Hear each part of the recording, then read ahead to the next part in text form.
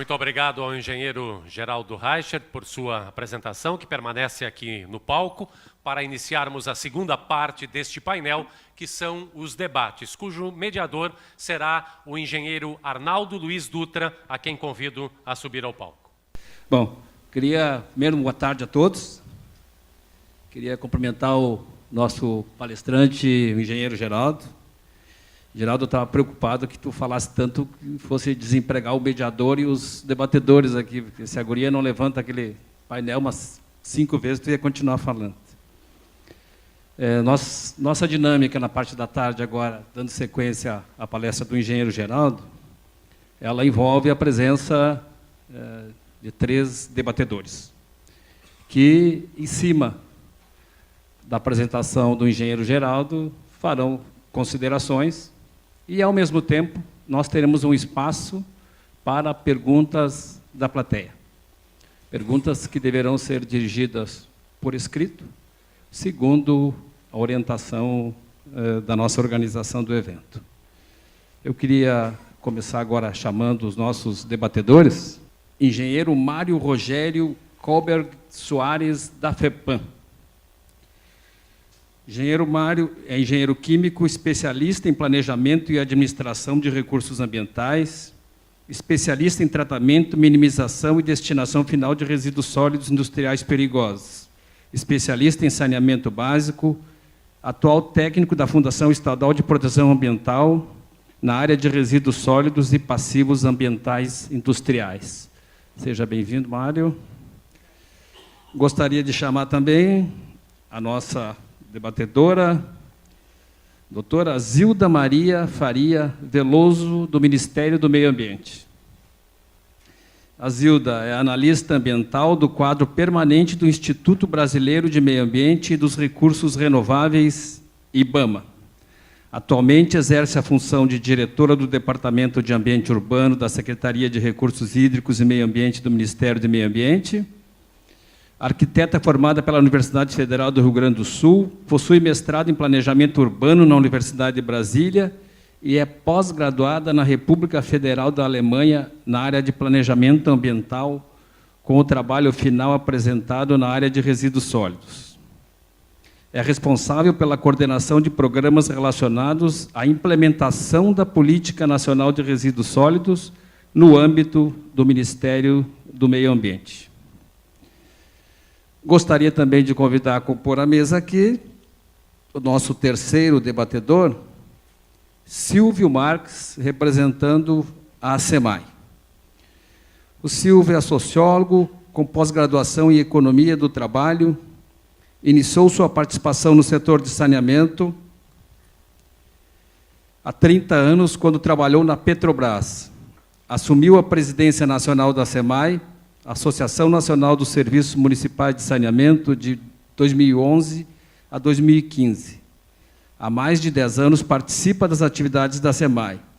Foi diretor comercial e gerente de comunicação social da Sanasa, empresa pública de saneamento do município de Campinas, uma das maiores do país. Assessor técnico do DAI Jundiaí, Departamento de Água e Esgotos de Jundiaí, e diretor de Assuntos Internacionais da SEMAI e também conselheiro do Conselho das Cidades. Seja bem-vindo, Silvio, seja bem-vindo, Zilda. Então, eu gostaria de começar abrindo um espaço para que os nossos debatedores possam, em cima da fala do nosso palestrante Geraldo, tecerem considerações e opiniões. A ideia é que vocês tenham em torno de 10 minutos, e não me culpem pelo tempo, porque foi a organização que trabalhou esse tempo, mas eu queria, ao mesmo tempo, fazer um pequeno desafio para que não faltasse, nessas considerações que vocês iniciarão fazendo, algumas questões que eu pontuei ali na fala do nosso palestrante. Talvez uma delas mais importante é uma pergunta que o Geraldo trouxe no início da sua fala, quando ele diz que uma lei deve refletir uma realidade de um país, de um município ou de um estado. ela tem que representar o acúmulo que as pessoas têm em relação ao tema. A pergunta é, essa nossa lei, ela representa isso ou ela está muito na frente? Segunda questão, que eu também considero importante, diz respeito à logística reversa. Eu sou do tempo, comecei a trabalhar com resíduos sólidos na década de 80. Aliás, um parênteses aqui, esse cenário que nós estamos aqui me lembra muito um cenário da extinta TV Guaíba, programa da Tânia Carvalho, como muito parecido aqui. Eu lembro que nós fomos debater com ela o tema da coleta seletiva em Porto Alegre. E ela achava impossível que se implantasse coleta seletiva em municípios. Mas, então, no tema da logística reversa, eu lembro que, quando surgiram as embalagens de PET no mercado, ela passou a ser um grande problema para os municípios, porque o PET surgiu e foi descartado no lixo, na época. O Geraldo não gosta que fale lixo, então foi descartado no lixo, e foi parar entupindo bocas de lobo, arroios e tudo que vocês podem imaginar. E o que se dizia era que as indústrias não tinham responsabilidade sobre o que colocavam no mercado. Olhavam o seu ganho econômico e lançavam suas embalagens. Depois, logo em seguida, 1 ou 2 anos depois, veio as famosas embalagens conhecida como Tetra Pak, que é a embalagem cartonada, essa do leite longa-vida, do suco e outros tantos, também com a mesma lógica. E nós, que éramos do município, pensávamos, quando é que essas empresas vão ter alguma responsabilidade sobre o que lançam no mercado? Aí a minha pergunta é, esse acordo setorial, construído e publicado recentemente, ele dá conta desta realidade de responsabilizar minimamente as indústrias, ou ele ainda é um processo em construção? Eu acho que também saltou aos olhos de todos que a responsabilidade por todo o manejo e gestão de resíduos sólidos, ela é do município. Então, a pergunta é, será que os municípios conseguem enxergar avanços nessa construção do acordo setorial, ou ele é um primeiro passo importante que precisa ser melhorado? Então, essas seriam algumas questões que eu gostaria, começando pelo engenheiro Mário, que pudesse abordar a palestra do Dr. Geraldo, mas se pudesse fazer alguns comentários em relação a esse desafio que eu coloco aqui. Alô, pois não. Bom, boa tarde a todos. Inicialmente, agradecer ao Sengen, em nome da FEPAM, a oportunidade de estar presente aqui nesse painel. Saudar todos os meus companheiros aqui de painel, companheiros aí de longa data já, né, como o Arnaldo colocou. E dizer e parabenizar o Geraldo pela brilhante apresentação e concluir da apresentação dele, que parece que ficou bem claro aí a todos, de que a Política Nacional de Resíduos Sólidos traz uma revolução, né, em termos de gestão de resíduos para esse país. Revolução no sentido de que ela traz um conceito novo em relação à diferenciação do que é resíduo, o que é rejeito, coloca a definição de resíduo para tudo aquilo que não mais tem utilidade, mas que tem muita utilidade ainda no mercado e para o ciclo de vida dos produtos, e possibilita tão somente o descarte, então, em áreas de aterros, enfim, daquilo que é chamado de rejeito. Com isso, então, a gente vislumbra já um grande potencial econômico todo tendo que surgir nesse país, né? Se eu tenho hoje um mercado todo estabilizado, da forma como está, e eu parto, então, por uma legislação que vai me colocar no mercado todo um processo de revolucionário, de reciclagem, de reintrodução de resíduos nos ciclos produtivos, eu teria que ter empresas que processem esses resíduos, né? Então, quais são as empresas hoje que processam plástico, quais são as empresas que reciclam vidro, quais são as empresas que reciclam papel, e essas empresas terão que cada vez aumentar mais a quantidade no país, para que eu tenha cada vez menos número de rejeitos para ser destinados para os aterros. E assim eu conseguiria fazer com que esses volumes que vão para aterros sejam diminuídos e esses gráficos, então, que o Geraldo mostrou, possam atingir aí os resultados mais satisfatórios. Para isso, é o artigo 44 da Política Nacional de Resíduos Sólidos, bem objetivamente, em que a União, o Estado, os municípios tem que trabalhar, sim, em ações de fomento para essas atividades, de redução de tributos, de fornecimento de créditos. Não tem como esse mercado acontecer se nós não privilegiarmos essas ações. Quer dizer, ao invés de nós estarmos trazendo empreendimentos para o país, né, que venham produzir aqui, enfim, com incentivos fiscais, que venham consumir matérias-primas naturais, até mesmo do país, bom, que venham para cá para consumir os nossos resíduos, que é uma matéria-prima até então indesejável, que está sendo disposta em áreas de aterros e que poderia, então, ser realmente reintroduzida no mercado com esse grande potencial. Então, me parece que essa é uma grande mudança, incentivo para que os empreendimentos industriais, os processamentos industriais venham para cá para consumir esses resíduos que nós geramos. Esse é o primeiro ponto. O segundo ponto é que a legislação coloca bem claro, e o Geraldo não abordou isso, ele ficou mais fixado na questão mesmo do resíduo urbano, mas o Arnaldo colocou ali, a questão da logística reversa, que é um outro passo. Ou seja, responsabilizar a cadeia produtiva de alguns desses produtos que, no final da sua vida útil, se tornam resíduos perigosos, como as lâmpadas fluorescentes, por exemplo, né, como os eletroeletrônicos, são resíduos que têm periculosidade, são resíduos que, se colocados até mesmo em aterros ou até mesmo em áreas de lixão, vão trazer muitos prejuízos à saúde e ao meio ambiente. Então, fazer com que, através da logística reversa, se possa processar a cadeia que distribui esses resíduos e se responsabiliza pelo recolhimento desses resíduos e um destino final adequado a eles.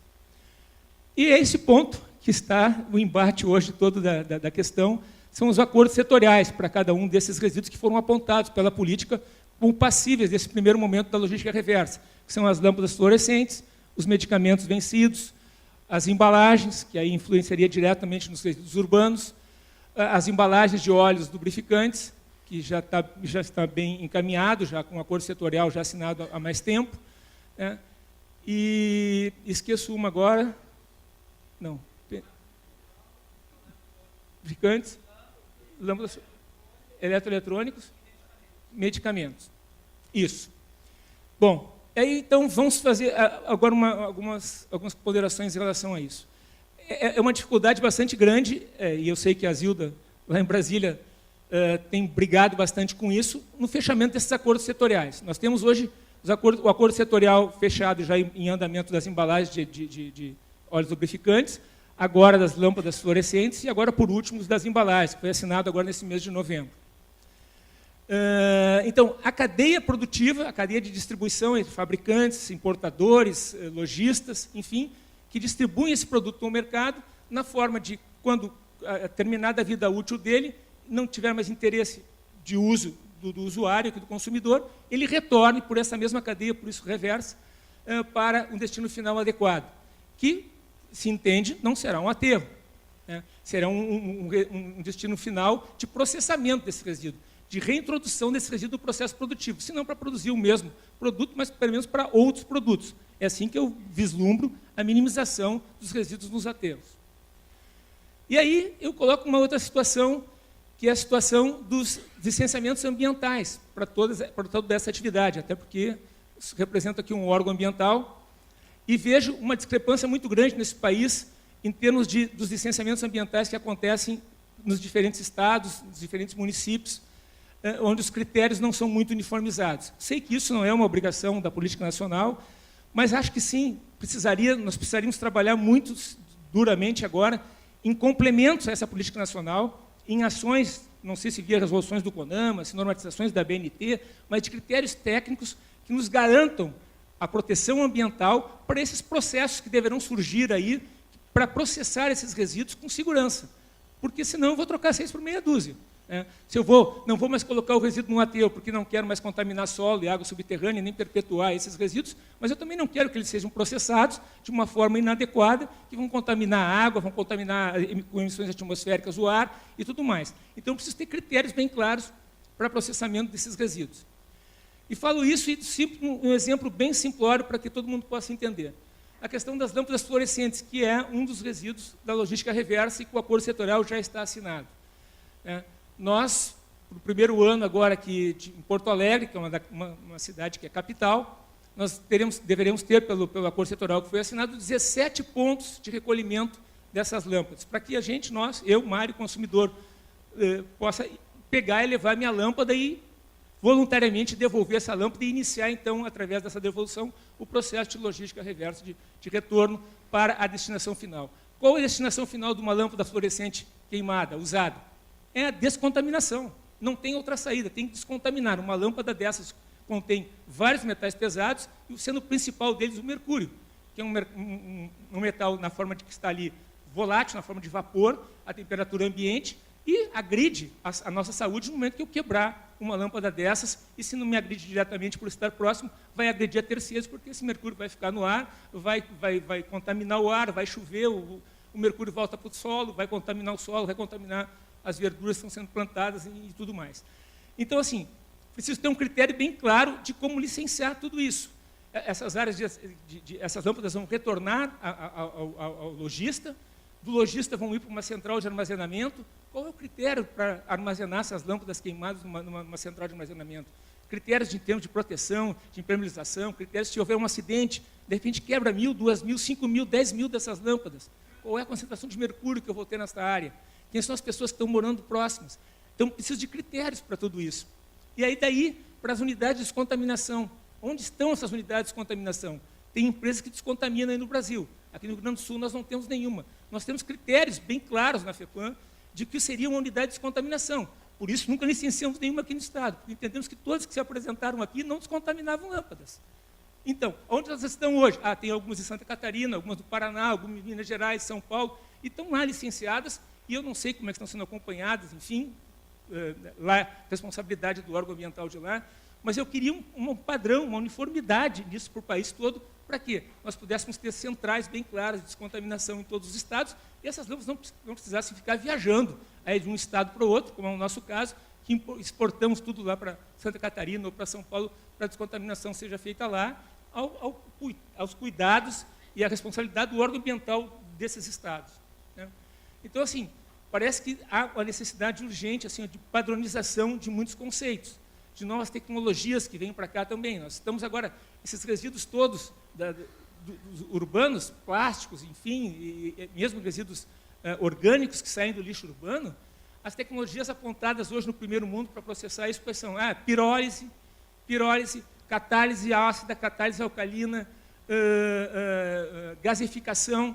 Bom, são tecnologias que se processam no Japão, na Alemanha, se tem tecnologias para processar dessa forma esses resíduos. E com isso nós evitaríamos de colocar esses resíduos no aterro.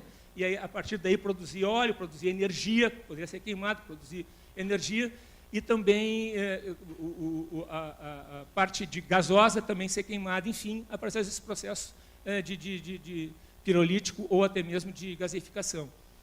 Mas aonde está o know-how disso aqui? Nós não temos nenhuma unidade dessa processando isso aqui, né?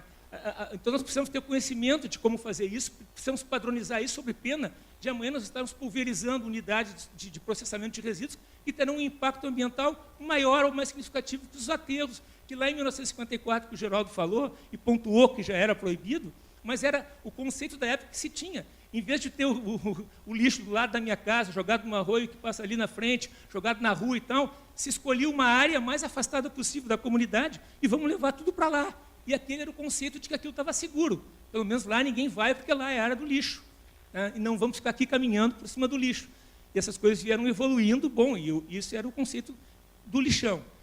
Então, essas coisas precisam estar bem claras, bem juntas com a evolução da política, sob pena de nós naufragarmos, e a responsabilidade fica toda sobre os órgãos ambientais, que vão licenciar errado, ou não vão licenciar, ou vão travar o desenvolvimento, como a gente está ouvindo toda hora, de que sempre a questão de que as coisas não andam porque o órgão ambiental é mais restritivo, ou se anda mal, porque foi mal, não soube licenciar, tem que ser responsabilizado, caiu a barragem. Bom, é complicado, né? A coisa estoura sempre porque não há um regramento maior, não há uma condição técnica mais clara de como fazer as coisas, né? Concluindo, quero falar também dos resíduos eletroeletrônicos, que é outro ponto importante. Todo mundo gera aqui, todo mundo está trocando computador toda hora, todo mundo está... Aí, o acordo setorial ainda não está assinado, né? Mas, assim, qual é a técnica que nós temos hoje de processar eletroeletrônicos? São unidades de desmonte, são empresas que pegam, desmontam, pegam o plástico, botam do lado, as placas que dá para usar, reaproveitam, e aquilo tudo que não serve mais vai para onde? Nós não temos nenhuma unidade no Brasil que processe placas contendo metais pesados e eletroeletrônicos. Isso é exportado, é mandado para Singapura, é mandado para a Itália, é mandado para a França, para a Escandinávia, que não tem unidade no Brasil. Então, por favor, artigo 44, incentivo fiscal, vamos trazer esses empreendimentos para cá, para que processe esses resíduos aqui e a gente possa, então, ter uma qualidade de vida, uma segurança ambiental com maior sustentabilidade. Era isso. Obrigado, Mário.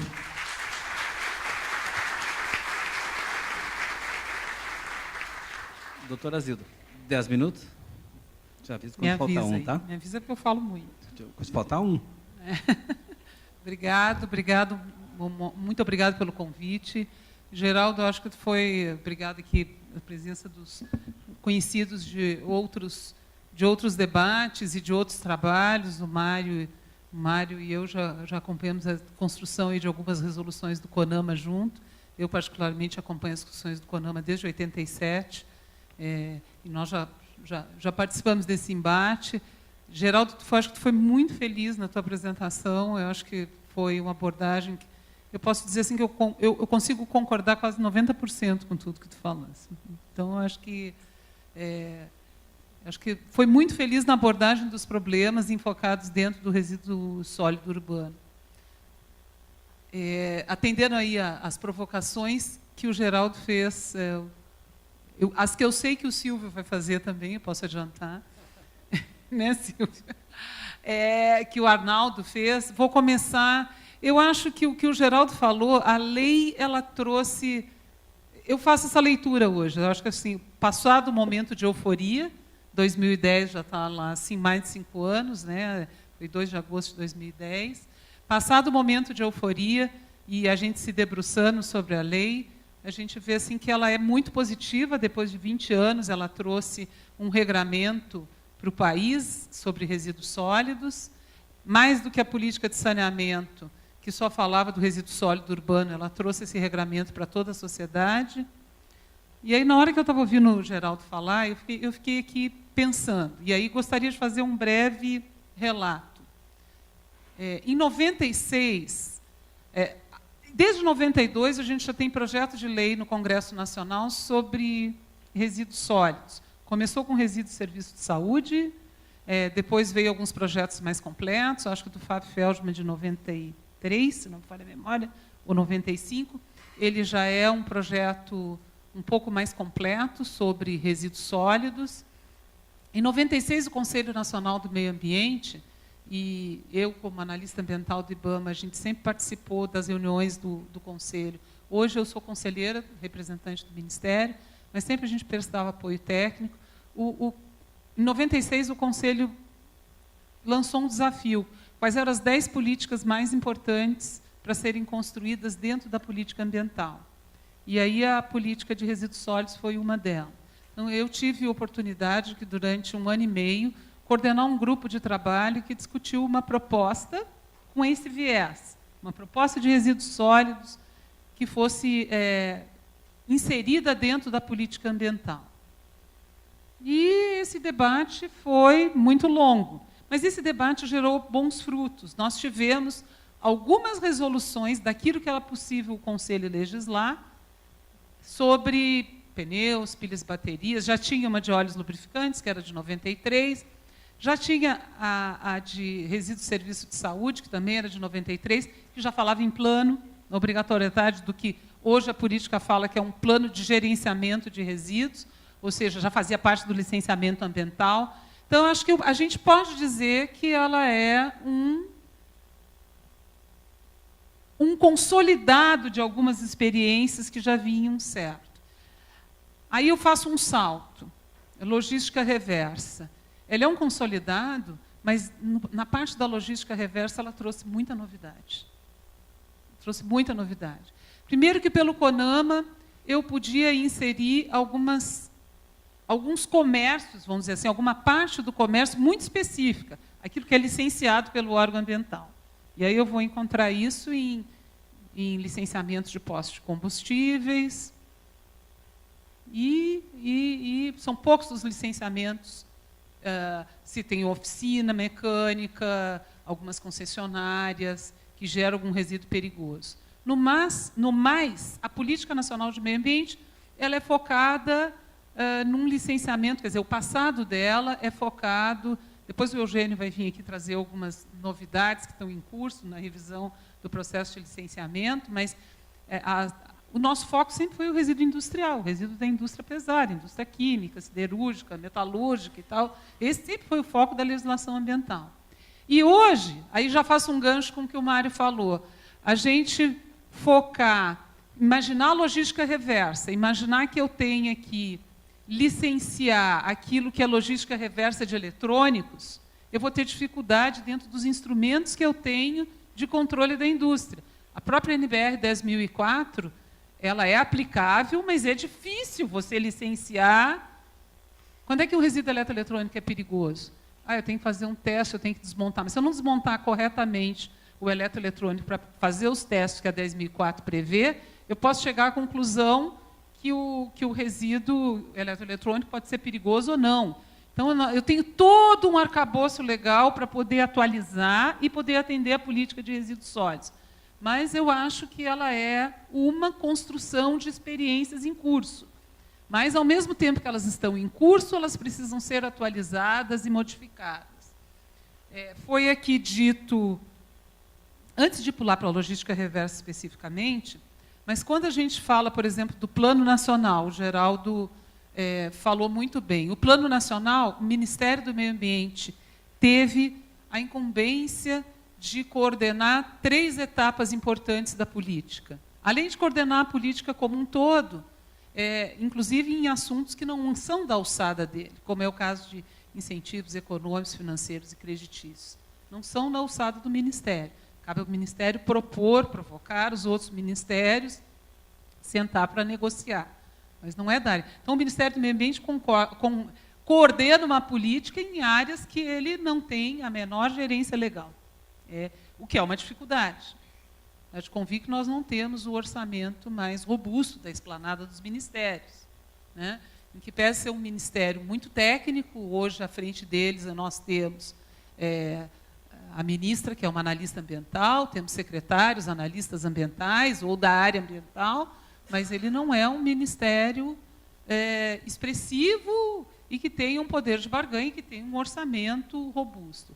O governo federal passa por uma crise muito grande, que deve ser resolvida, e não queremos pensar nisso como um empecilho para implementar as políticas públicas. Elas estão aí, exigem de nós, gestores, uma responsabilidade muito grande, mas não é segredo para ninguém as dificuldades que nós passamos em termos de contenção de orçamento e de crise política institucional em alguns ministérios. Bom, voltando aqui à política.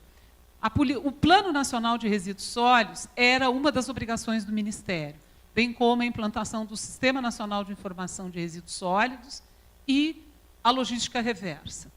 O plano ele foi concluído, ele tinha um prazo de 6 meses para ter um texto, e depois passou por 5 audiências regionais, 1 audiência nacional e 2 audiências locais voluntárias, que foi uma em São Paulo e outra em Minas Gerais. Ele ficou em consulta pública, ele teve o texto concluído, e depois de todas essas etapas, ele precisava passar pela apreciação de 5 conselhos federais. O Conselho Nacional de Meio Ambiente, Conselho Nacional de Recursos Hídricos, Conselho Nacional de Cidades, Conselho Nacional de Saúde. Por essas 4 ele passou. E aí precisava passar pelo Conselho Nacional de Política Agrícola. Esse conselho existe há mais de 20 anos e tem aí pelo menos uns 8 anos que ele não é convocado. Então ele esbarrou nessa apreciação do conselho. E aí foi encaminhada à Presidência da República 2 possibilidades. Uma, de se mudar a lei do Conselho, prevendo a apreciação ad referendo do Conselho, ou modificar o requisito de apreciação pelo Conselho, que consta do Decreto 7.404. Então, nenhuma das 2 evoluiu para nenhuma decisão, o plano não se transformou em decreto.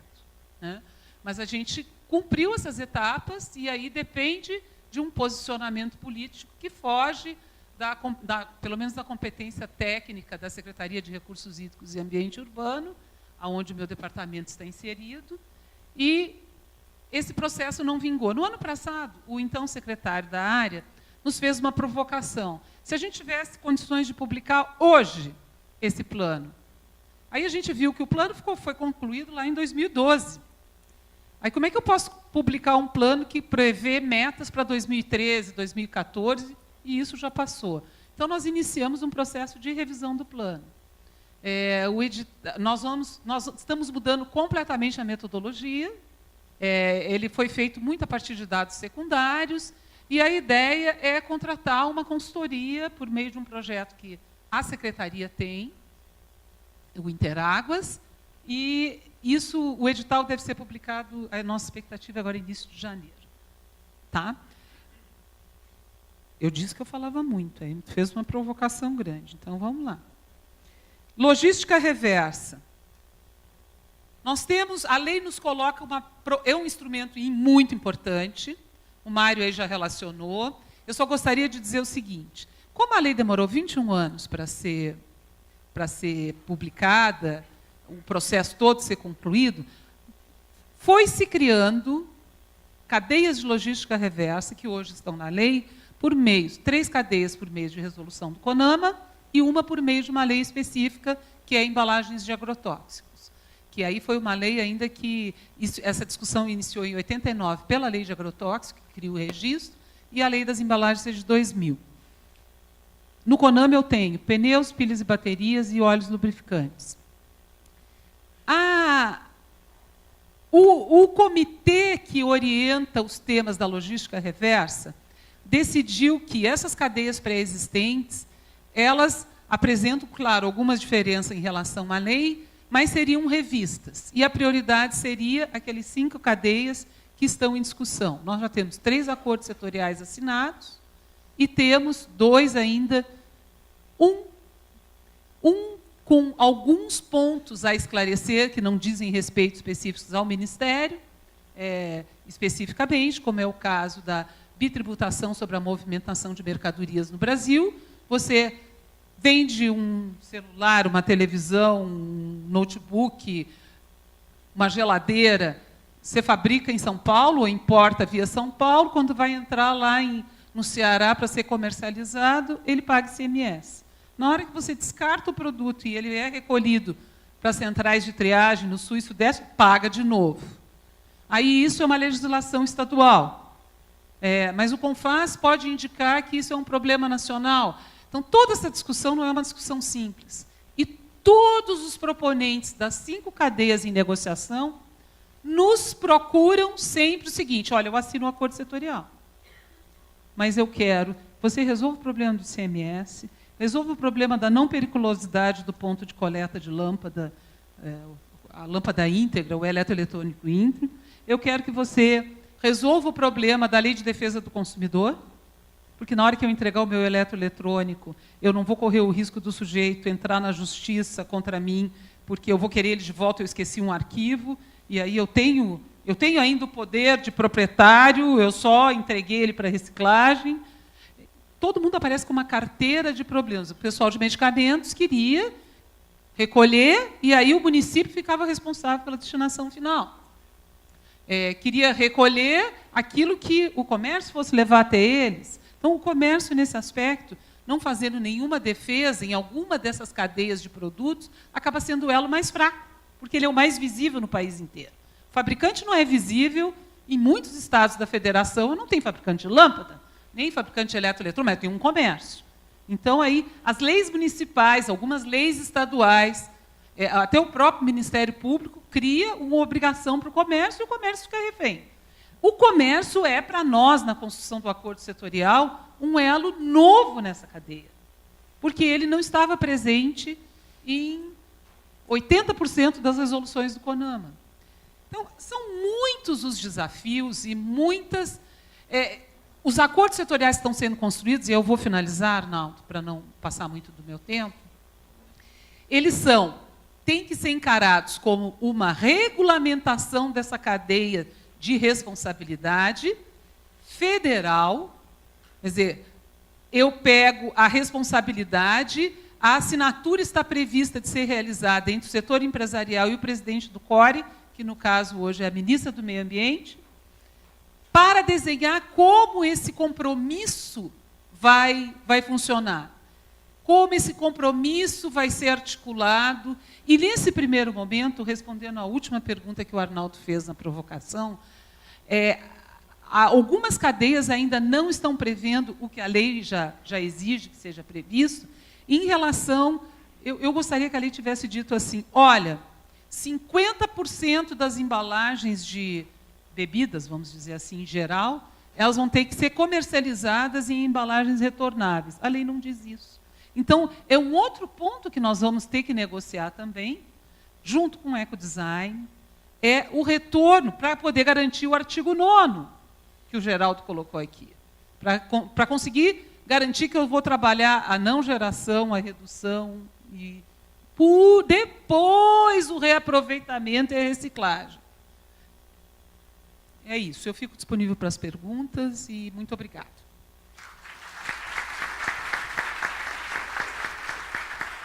Muito obrigado, Zilda. Silvio, 10 minutos, avisa quando faltar um. E avisa. Ok, obrigado.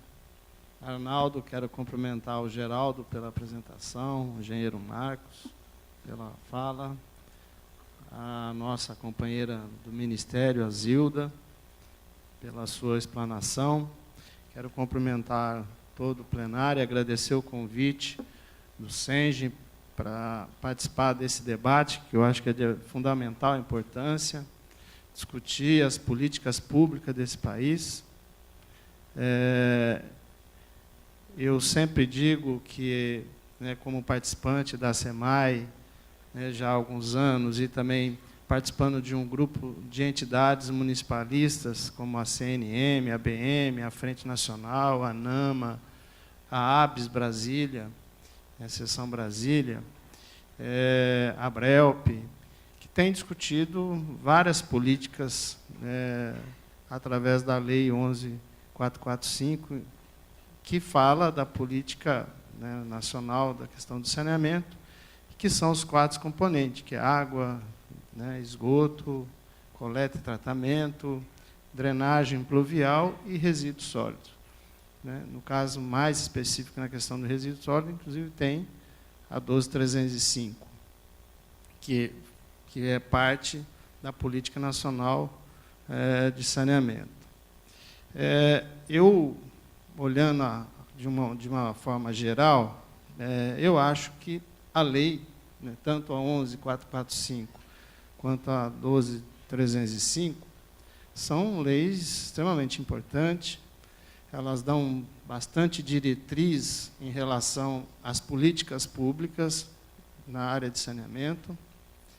E muito embora, no caso da 12.305, respondendo à provocação do Arnaldo, e até concordando com o Geraldo, ela não é uma lei ideal, mas é muito boa. E está à nossa frente, né? Do ponto de vista de gestão dos municípios da questão do resíduo, ela está na nossa frente. Os municípios hoje estão extremamente complicados em relação ao cumprimento desta lei, do ponto de vista de levar para o aterro somente os rejeitos. E na linguagem popular, né, muito embora o Geraldo e o meu amigo Darcy, lá do Conselho, diga que a gente não deve falar o fim dos lixões, porque o lixão sempre foi proibido. Mas quando você está no Conselho, né, da cidade, onde tem uma representação da sociedade, essa leitura se faz.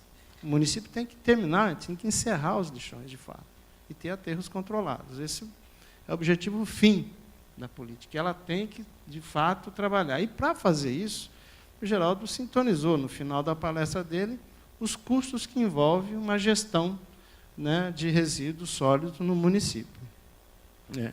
E quando eu olho a questão da política, assim, do ponto de vista das políticas públicas, eu digo sempre que o saneamento, né, que é os 4 componentes, é o patinho feio das políticas públicas, né, olhando o que você tem de recursos investidos do ponto de vista sendo disponibilizado.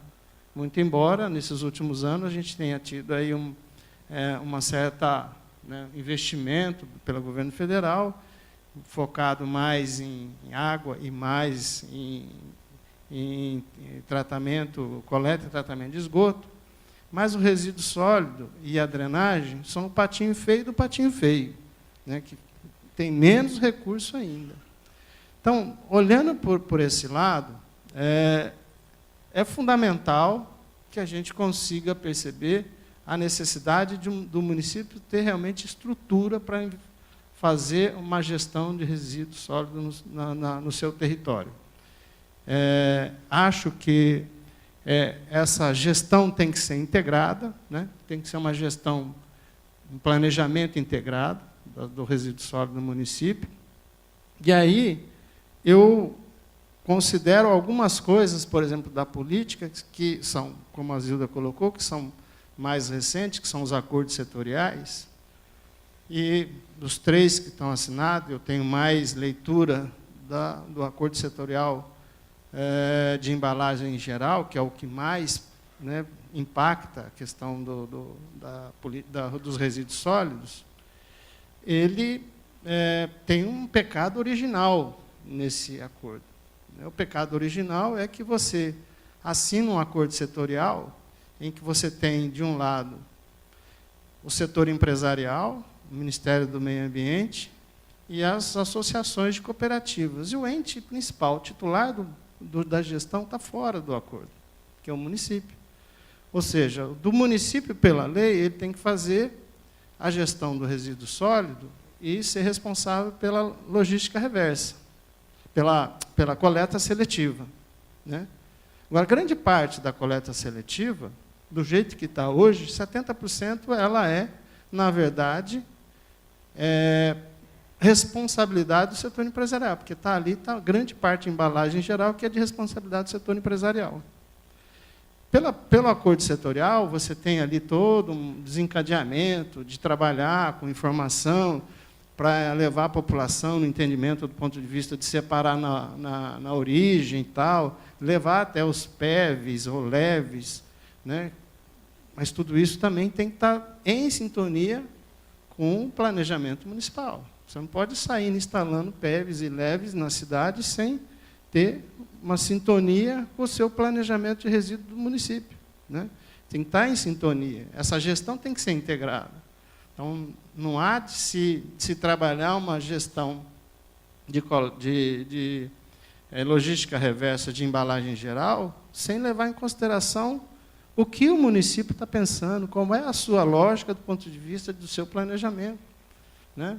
Então, eu considero que os acordos setoriais sejam realmente um fato novo. Ele nasce num momento de debate, onde muitas coisas estão ainda sendo formatadas. Eu entendo que a gente teria realmente muita dificuldade de ter o acordo ideal, como temos na Europa, em Portugal, o sistema Ponto Verde, outras tantas políticas que se estabelecem do ponto de vista da gestão dos resíduos nesses países, mas também eu considero que não dá para se fazer uma gestão integrada de resíduos sólidos no município, partindo por acordos setoriais, sem considerar o ente principal, que é o município.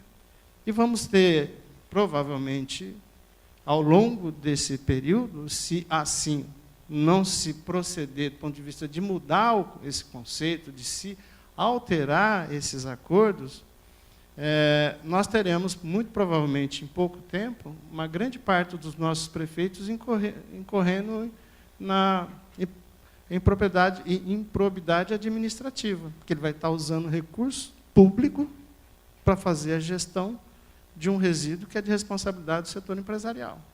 Então, esse é um grande desafio, porque, na verdade, o que nós, as entidades municipalistas, desde o início, buscávamos através da participação dentro do processo de debate, na consulta pública, nós também apresentamos proposta, fizemos várias reuniões no Ministério do Meio Ambiente, né, a Zilda participou de várias delas, o Ney Maranhão.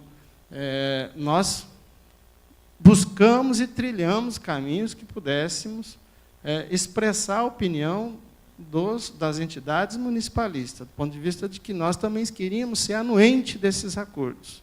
Anuente no sentido, bom, se eu estou fazendo a coleta seletiva e estou recolhendo parte desse resíduo, que é de responsabilidade do setor empresarial, o município tem que ser ressarcido sobre isso. E na proposta inicial estava que deverão ser ressarcidos, onde estava na minuta que foi colocada em consulta pública. No acordo está poderão, né? Uma condicional, poderão. E, assim, ele sai bem superficialmente, aparece a questão dos municípios. Ou seja, na verdade, você tem setor empresarial, né, o Ministério do Meio Ambiente, setor empresarial e cooperativas. O ente municipal não está, não é parte desse acordo, né? Então, é preocupante do ponto de vista de você, de fato, efetivar essa política e ela ter sucesso, né? Ter sucesso do ponto de vista efetivo. Como nós estamos na lei na palestra do Geraldo, foi claro, né? Todo o seu raciocínio de desencadeamento, na gestão dos resíduos, o ente principal sempre foi o município. Então, fica aqui a minha resposta e provocação, como resolver essa equação. Nós queremos o município tem que ser, não é um parceiro, mas ele tem que participar da política, da política de logística reversa, e da onde ele, município, fizer gestão e usar recurso público, ele tem que ser ressarcido para não entrar em improbidade administrativa. Muito obrigado.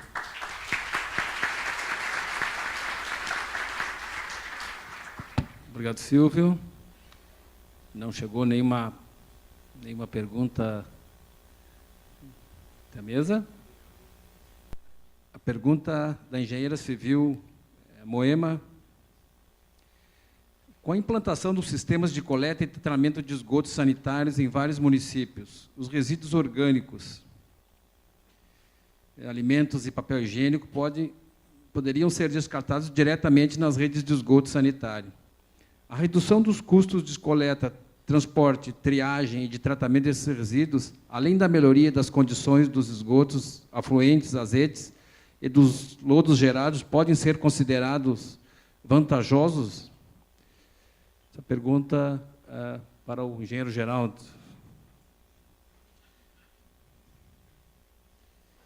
Prefere responder? Tá, então eu vou lendo aqui e vamos destinando aqui, tá? A pergunta do Vinícius Maranon, se essa não é a pronúncia, me perdoe, engenheiro sanitarista e ambiental. Quanto à eficiência do sistema de gestão e gerenciamento de resíduos sólidos, o gráfico mostrou que quanto mais eficiente o processo, mais caro ele se torna, implementação e operação. Porém, qual é o retorno financeiro desse sistema com a venda do resíduo coletado ou a energia gerada? O sistema não se tornaria autossustentável financeiramente? Essa é a pergunta 1. A 2, a base para qualquer modelo de gestão ambiental, no caso, gerenciamento de resíduos, a educação ambiental não seria essencial? Geraldo, infelizmente, destino essa também, tá? Aqui está dentro da tua apresentação. Puxa. Rogério Lacerda faz a seguinte pergunta aqui. Muito se fala em logística reversa para bens em geral, menos para a indústria automotiva. Como fica, sendo que a indústria automobilística é uma das maiores geradoras de resíduos, pois anualmente fabricam milhares de veículos novos? E como fica a logística para os carros mais antigos, que ficam, na maioria, em ferros velhos jogados no tempo? O que fazer para essa questão? Por que o município precisa arcar com esses custos? Então, essa pergunta aqui eu destino aos 3 nossos debatedores aqui. O Rui Oliveira, da Prefeitura de Farroupilha.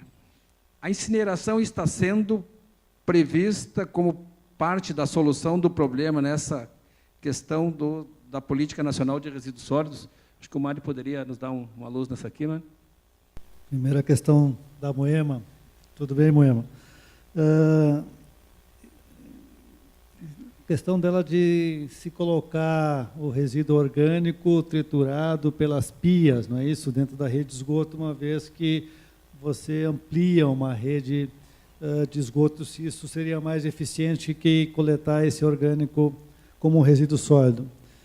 Eu não sou um especialista em redes hidráulicas, mas conversando com colegas que trabalham com isso, me parece que a nossa rede coletora não estaria adequada a esse tipo de resíduo, para coletar isso, né? Até acho que seria interessante, sim, né? Você imagina, você ter que alterar toda a rede dos prédios, especialmente, não falo nem da rede dos órgãos de saneamento, né? Mas a rede predial de esgotamento, né? Ela não teria o diâmetro suficiente para esse tipo de condução. Volto a dizer, eu não sou um especialista nisso, né, mas é isso que eu andei conversando com alguns colegas. O Vinícius, né, traz duas questões, a questão dos custos, se os custos não podem ser pagos com os resíduos comercializados e a venda da energia. Eu trabalho há 25 anos no órgão de limpeza urbana, aqui no Demelhô de Porto Alegre. São incontáveis as visitas que eu já recebi, eu e os colegas todos, né, de pessoas que vêm vender soluções milagrosas. Olha, né, vou te vender esse projeto aqui, faz sumir o resíduo, a Fitura não paga nada. Mas como assim não paga nada? Não, no fim vai ter uma taxa lá. Tá? O que eu quero dizer com isso? Se resíduo sólido urbano desse dinheiro, estaria resolvido.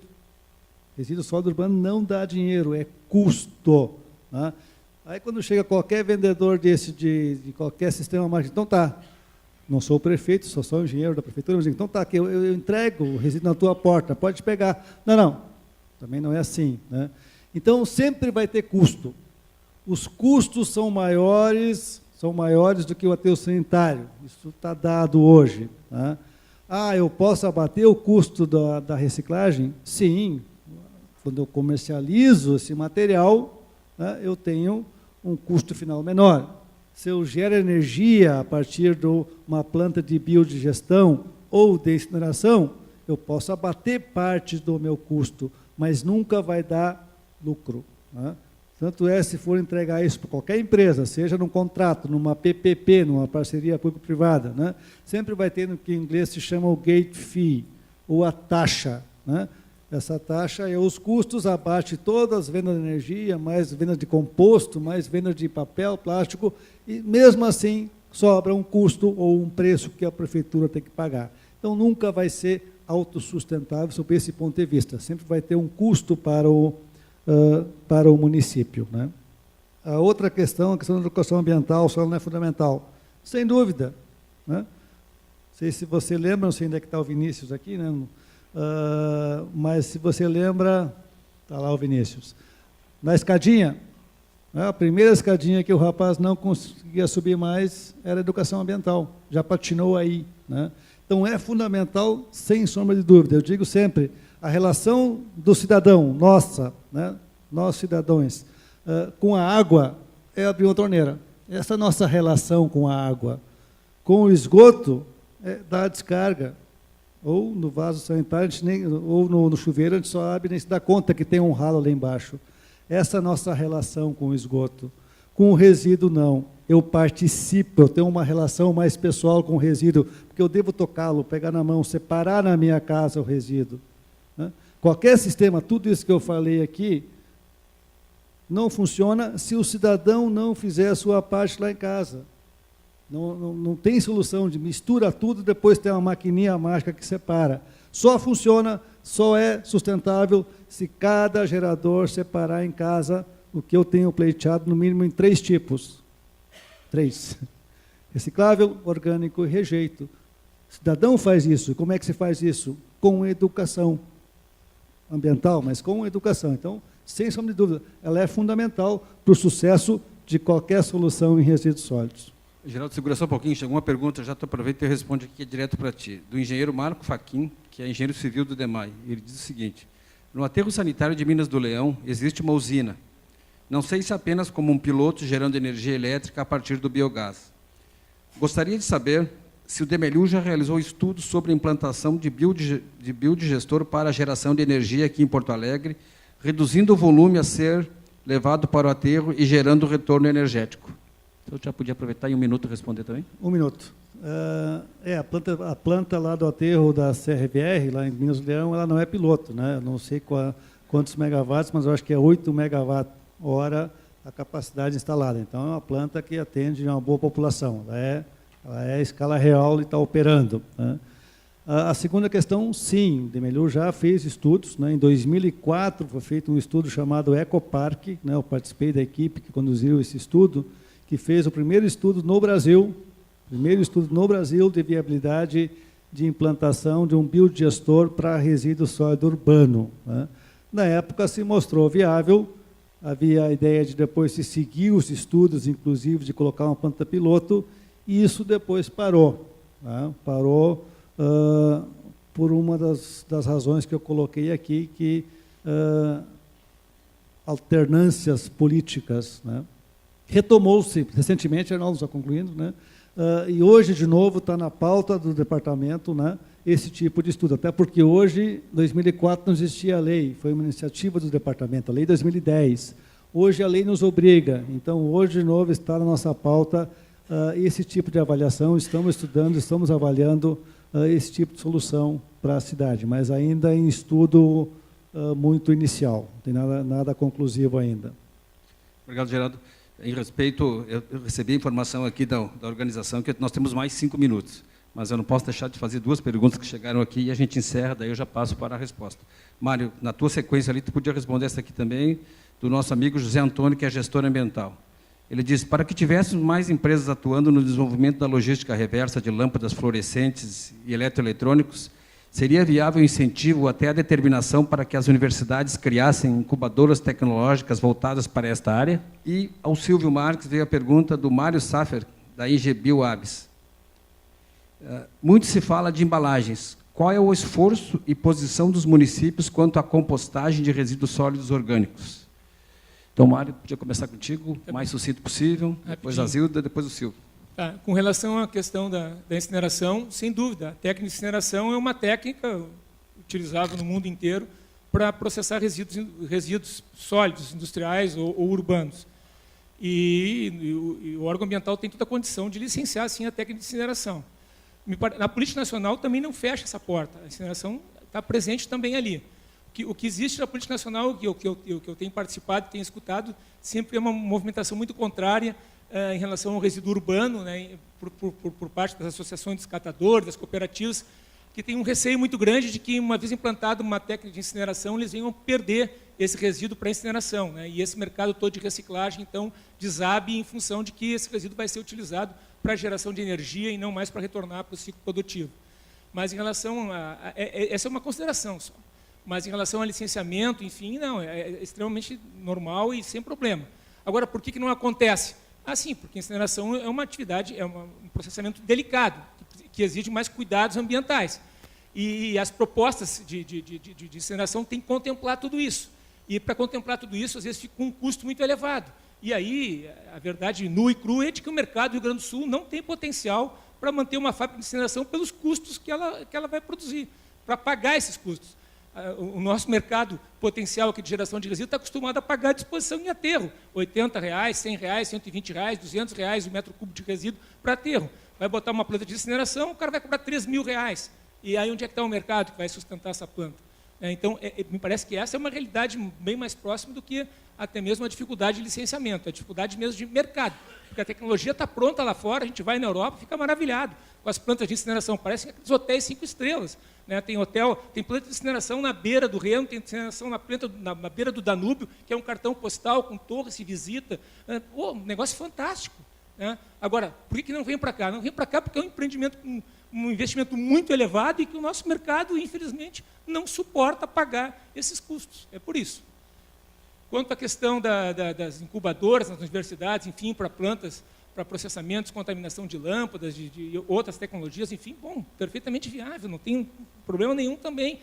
E a FEPUL até tem trabalhado com isso e vai procurar incentivar até mesmo essa situação em que, se há algum desconforto em licenciar alguma tecnologia, pela diferença, pela complexidade que ela apresente, pelo desconhecimento até mesmo dos técnicos do órgão ambiental, bom, talvez se construa um caminho nesse sentido, de que o empreendedor se aproxime, então, de uma universidade, e essa universidade se autoriza um projeto piloto, ele desempenha essa atividade por um período, acompanhado pelos técnicos da universidade, que vão dar o sustento técnico que o órgão ambiental precisa para licenciar essa atividade. Obrigado, Mário. Zilda, por favor.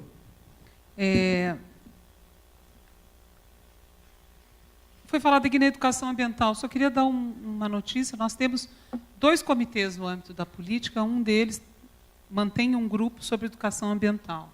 O Ministério do Meio Ambiente tem uma plataforma chamada Educares, na nossa página da internet, que pretende ser um passo inicial nessa tarefa.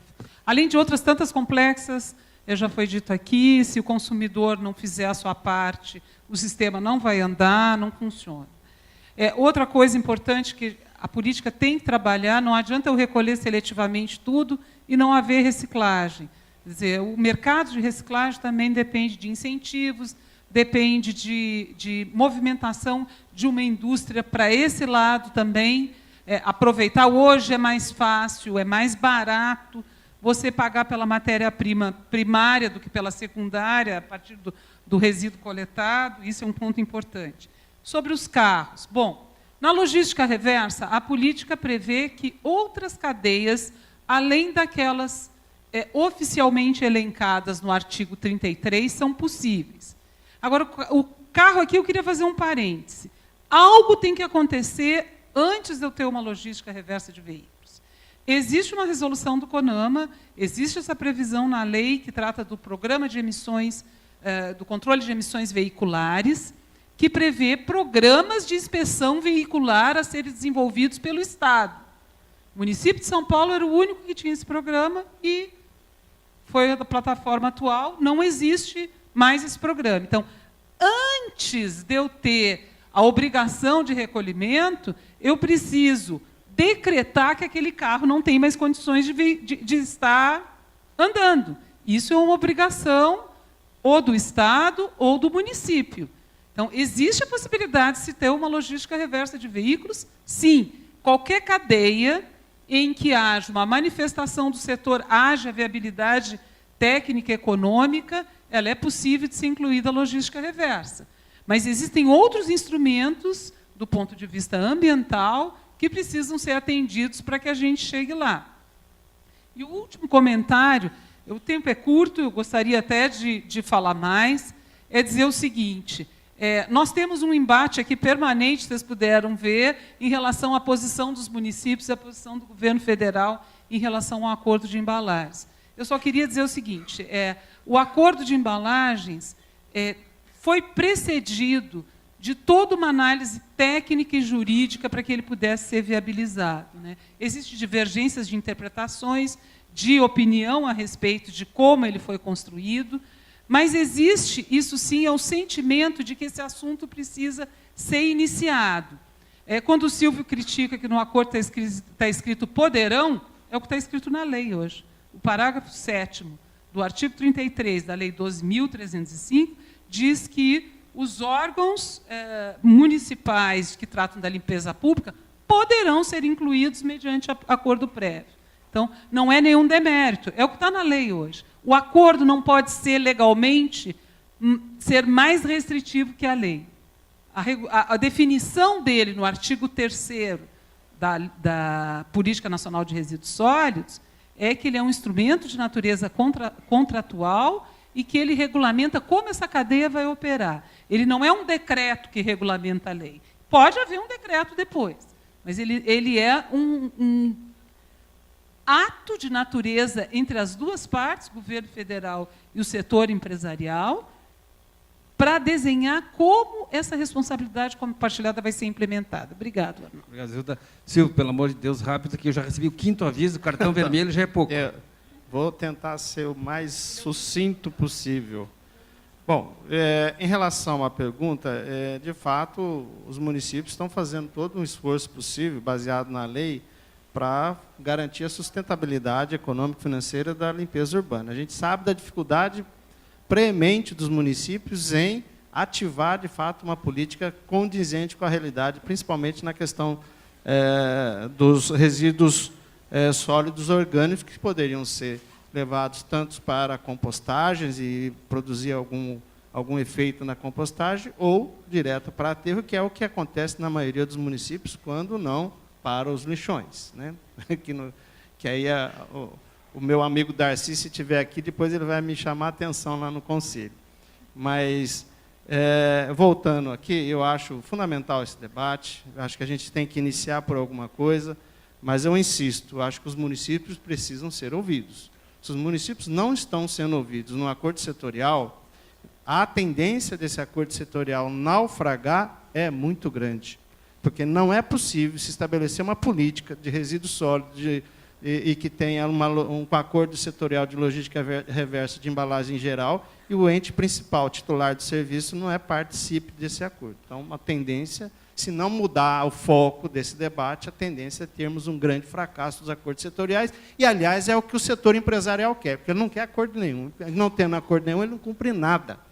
Então, fica a cargo do município, que tem que fazer todo o disposto final dos resíduos sólidos no seu território. Portanto, o setor empresarial vai continuar empurrando com a barriga esse negócio e não quer acordo nenhum.